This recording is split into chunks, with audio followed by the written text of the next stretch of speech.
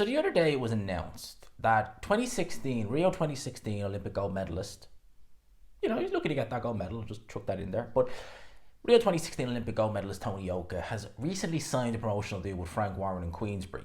Frank Warren is absolutely gobbling up this talent. He really, truly is. He's just signed today Bradley Ree. He was a former boxer fighter. Another former boxer and matchroom fighter, Joshua Buatsi, has also completed the signing there today. So Frank Warren really is... It's quite remarkable, really. He is just gobbling these fighters up, just, like a fat guy at a buffet. It really is incredible to watch. Everyone's just going to Queensbury. Tony Yoka is an altogether strange one. Correct me if I'm wrong on this. I could be very much wrong on this.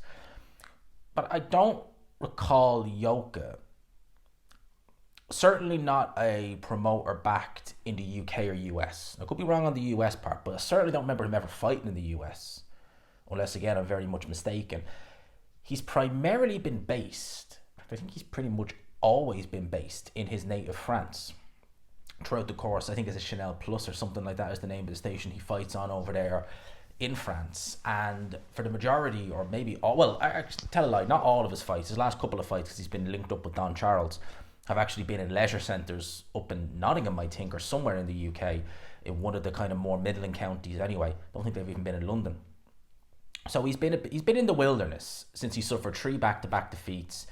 1 to Martin Bacoli. That was I guess it wasn't a shock in retrospect, but it's just the nature of how dominant Bacoli was in that fight. I know it's classed as, I think, a split decision. Ridiculous. It was not competitive at all. Yoka hadn't a sniff of a prayer winning that fight. He goes then and loses to Carlos Takam, and that was a Takam who I think had already lost to Joe Joyce at that point. I think, anyway, don't quote me on that. But it wasn't a peak Carlos Takam, certainly not. And he would go on to lose to then Martin Bacoli. And then he loses to Roberto Meri, I think his name is, who he's not a terrible fighter, but when he's really stepped up to even, proper prospect, or at least perceived world-class prospects, he's lost. And it was a competitive fight, him and Yoka, but nevertheless, he still was able to get the win over Tony Yoka. And I think Yoka's last fight, a lot of people were saying that he looked a little bit dodgy in it. So Yoka's pro career has really been, Yoka's pro career early on was very promising. It genuinely was, because, we can speculate as to why that was. But he gave Dave Allen that tremendous beating back in 2018. And Dave Allen remarked on his YouTube channel how hard and heavy-handed Tony Yoka was. Now, someone like a Dave Allen, who's been in there with numerous big punchers, he's been in there with Johnny Fisher, for all his flaws, he can crack a little bit. He's been in there with Lucas Brown, Luis Ortiz, David Price, who's sparred the likes of Anthony Joshua, Daniel Dubois. He spoke about Dubois' jab. He's been in there with big punchers, and he was very complimentary of Yoka's punching power. Not him as a person. Can't really blame him, to be honest with you, given the fact that he failed. Or no, correction. He didn't fail anything, but missed 3 tests. That's very dodgy. And he never quite looked the same after. He did look the same against Johan Duapis in 2020, but I think they were testing for something else in 2020 as opposed to performance enhancers.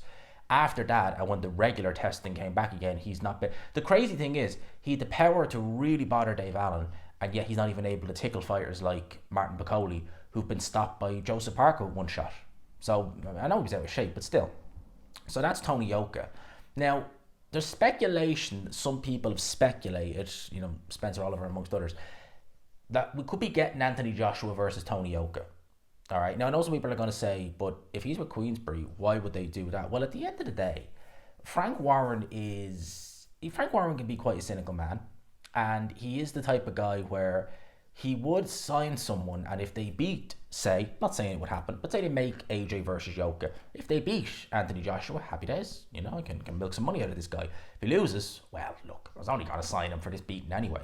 And promoters can be very, very cynical like that. They would do that. Sign someone to making a fight easier, and this, that, and the other, take a little bit of a cut, and then see you later. Good luck to you.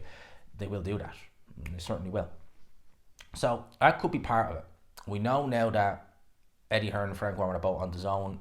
These in-house fights can be easier to make. Reece Bellotti, Brian Garner last weekend, that was matchroom Queensbury. Once again, Queensbury triumphed. Just saying.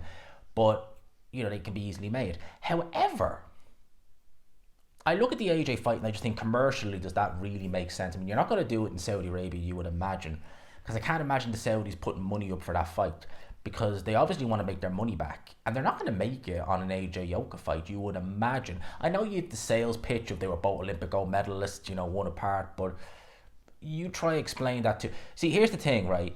A casual fan would look at Tony Yoka and be like, he might have been a gold medalist, but I've never heard of him. Who the hell is he? You know? And he's done nothing in the UK. He's fought Dave Allen, that's about it. No one knows who the hell he is. And you'll see the losses, and you'll see that they're back to back, and I just think that's a hard sales pitch. I suspect, and again, these are just my suspicions, that Tony Yoka has been signed by Frank Warren to pop up his roster, make his roster, you know, have fights in-house where he's options on the guy and he can make some of his guys look good.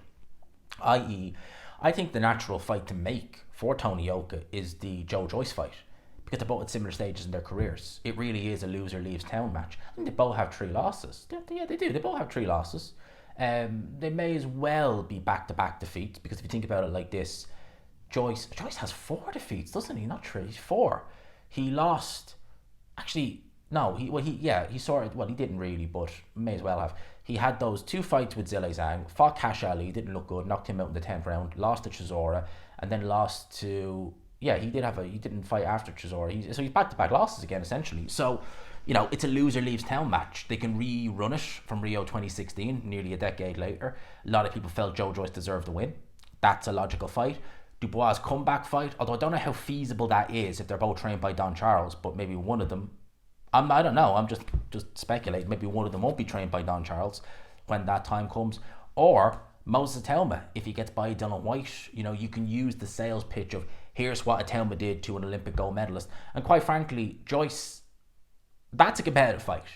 I don't know who would win that, really, because they're both on the decline, right?